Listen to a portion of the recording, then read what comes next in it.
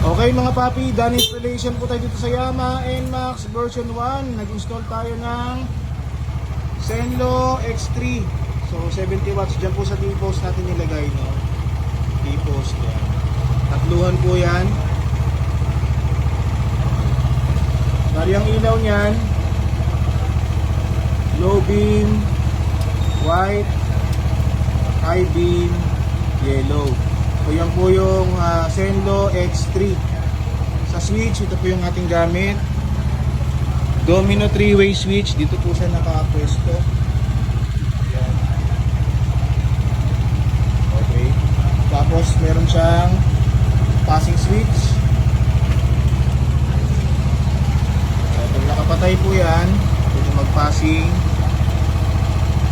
low beam, passing, high beam, passing. Okay mga paps, so kung gusto niyo po ng ganitong mga mini driving lights, mag-message lang po sa page namin o pumunta dito sa Scooteristas online shop. Maraming salamat po.